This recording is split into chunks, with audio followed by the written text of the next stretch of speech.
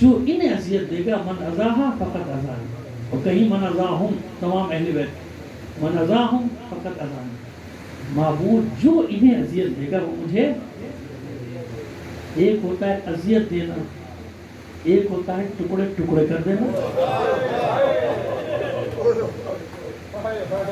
کیا کچھ نہیں کیا اولاد فاطمہ کے ساتھ،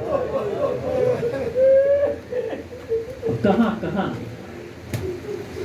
کہیں لاش کے ٹکڑے اور کہیں جگر کے ٹکڑے، ایسے ہی ہو رہا ہے نا۔ کہیں پامال شدہ لاشا کسی صحرا میں پڑا ہے، کہیں جگر کے ٹکڑے کٹ کٹ کے لگن میں گرے۔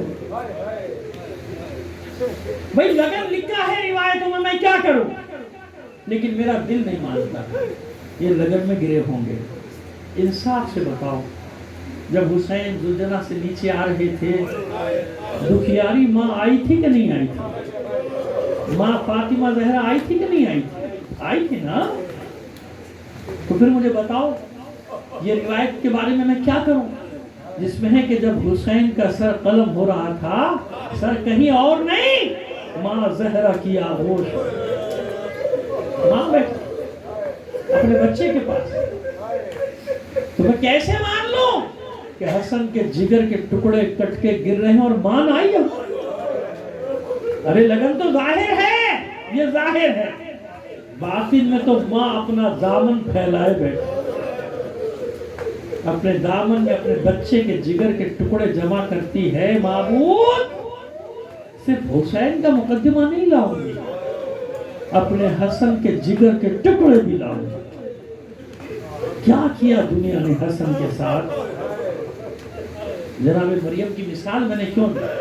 سوچو جو جنگ جمل کا فاتح ہے جنگ، جس صفین میں ایسے حملے کر رہا ہو کہ اس کا بابا آواز دے کر کہتا کوئی اس جوان کو روکو روکو، یہ ایسے بڑھ بڑھ کر حملے کرتا ہے، مجھے ڈر ہے رسول خدا کی اس نشانی کو کوئی آنچ نہ۔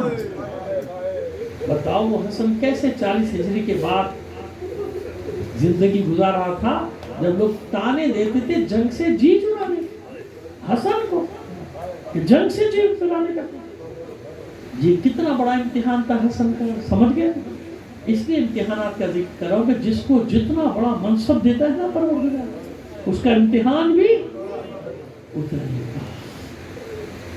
جب تک حسن ہے یزید ولی عہد نہیں بن سکتا تھا، لہذا راستے سے ہٹانے کی سازش۔ مروان تو بیٹھا ہے، سازش ہوئی، جعدہ بنت اشس کو خریدا گیا، ایسا زہر پہنچایا گیا۔ اس کی تفصیلات ہیں لیکن کوشش کریں گے زندگی رہی کل صبح کی مجلس میں موچی میں پڑھ دیں تفصیلات، بس ابھی خلاصہ کریں۔ ایسا زہر تھا، زہر حلاحل، خط لکھا تھا نا ساتھ، یہ اس کو میں نے ہند سے منگایا۔ اس شیشی کو اگر دریا میں ڈال دیا تو آبی حیات ختم، حیات ختم۔ اس کو مبالغہ مت سمجھیے، مبالغہ مت سمجھیے۔ آج بھی جانتے ہیں لوگ جو تھوڑا بھی آگاہی رکھتے ہیں سائنس کی ایجادات سے اور طبیعات سے واقف ہیں، کہ اب بھی ایسے ایسے زہر ہیں، ایسی ایسی ایجادیں ہیں کہ ذرا سا 20-25 گرام 30 گرام زہر اگر کسی بڑے ڈیم میں ڈال دیا جائے تو پورے ملک میں جو پانی جائے گا نا زہر پہ۔ کورونا کیا تھا اب جانتے ہیں نا کہ کتنا بڑا تھا، پوری دنیا میں جیسے تباہی مچائی گئی۔ میں نے خود یہ سنا، میں نے ٹی وی پہ سنا، بیٹھے ہوئے تھے سائنٹسٹ جو پروگرام اس زمانے تھے، یہ صرف 5 گرام تھا۔ کتنا تھا؟ اور پوری دنیا میں کیسی تباہی مچائی، اب تک اثرات چل رہے ہیں۔ صرف 5 گرام تھا، بعد میں کہا اس سے بھی کم تھا، پورا 5 گرام بھی نہیں تھا۔ اس نے دنیا میں کیا پھیلا، اب سمجھ میں آ گئی میری بات؟ تو بعض لوگ کہتے ہیں آپ لوگ مبالغہ کرتے، ایک شیشے میں تو مبالغہ نہیں کر رہے بھائی، مبالغہ نہیں کر رہے، تو میں سمجھا رہے کیسا تھا۔ ایک شیشی ایسی زہر حلال بھیجی گئی، ہزاروں درہم لٹا رہا ہے، لاکھوں درہم لٹا رہا ہے، بعد میں تجھے ملکہ بنائیں گے، یزید سے تیری شادی کر دیں گے، وہی عمر سعد والے وعدے۔ پہنچایا گیا یہ زہر اس کے پاس، جب موقع ملے اس ظرف میں برتن میں ڈال دینا جس میں پانی پینے کا ہو حسن۔ اسے زہر کو چھپا لیا. آج کی شب روزے سے تھے حسن آئے گھر آئے گھر پہنچے اور اس سے بار بار کہتے بھی تھے بیچ میں کہ دیکھ مجھ سے دغا مت کرنا. کسی سے کیوں کہتے تھے؟ اور یہ قسمیں کھاتی تھی فرزند رسول ہو سکتا ہے کہ میں آپ سے دغا کروں اپنی آخرت خراب کروں. لیکن اس رات کیا ہوا؟ رات کے ایک شب پہر میں شہزادے کو پیاس لگی, پانی طلب. اس نے اس ظرف میں آپ گڑھا کہہ لیجیے یا جو بھی کہیے بڑا سا جو مٹی کا بنا ہوا ہوتا ہے اس میں پوری شیشیوں میں اس میں سے ایک کوزے میں پانی لے کر آئی. شہزادے نے اس کو لبوں سے لگایا, 2 گھونٹ جو عطین کا ذکر ہے 2 گھونٹ بنے, 2 گھونٹ لیے. کہتے کہ معصوم کا وجود لرز گیا. آپ کے ہاتھ سے کوزہ چھوٹ, جب کوزے کا پانی کچی زمین پہ گرا نا تو کچی زمین میں جھاگ ابلنے لگا. اس پانی نے, زہریلے پانی نے کچی زمین کو کاٹنا شروع کر دیا. سوچئے قلب معصوم کا کیا حل ہوا ہو.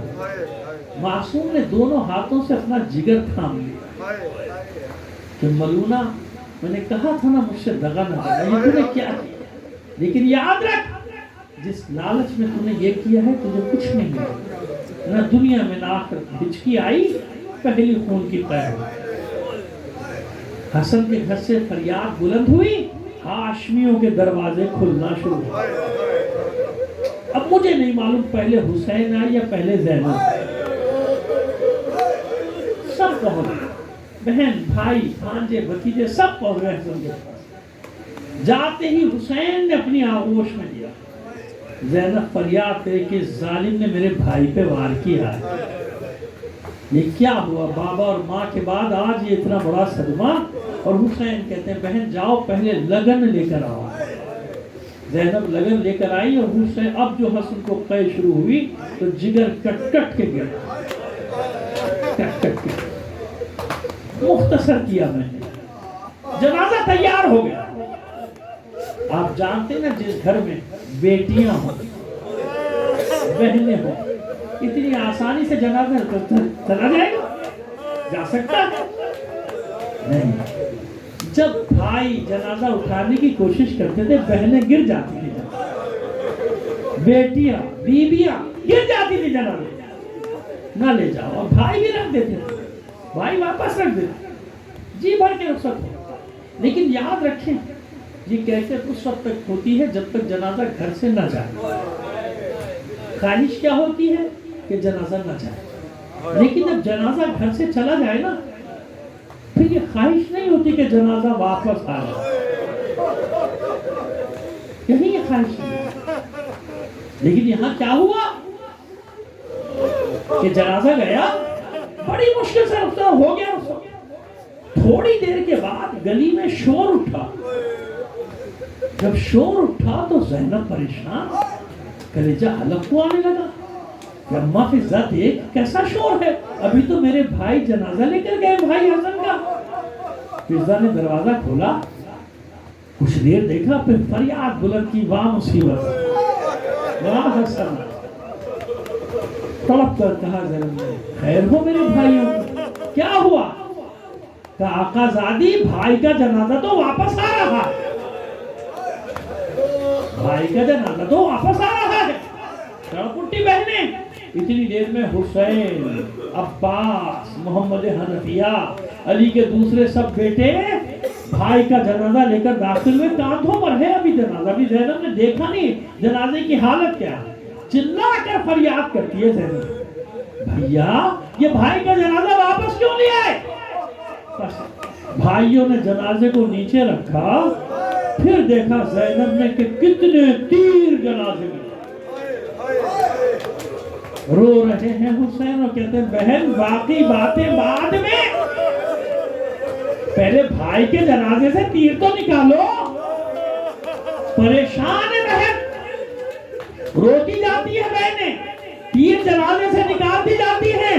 کیا ایسا بھی ہوتا ہے رسول کے بیٹے کے جنازے پر تیر برسائے جاتے ہیں. میں کہتا ہوں اے شہزادی، اے آقا ذاتی، اے بنت بودرا، اے ثانیہ زہرا، یہاں آپ کو اتنا تو موقع ملا کہ آپ نے بھائی کے جنازے سے تیر کھینچ لیے.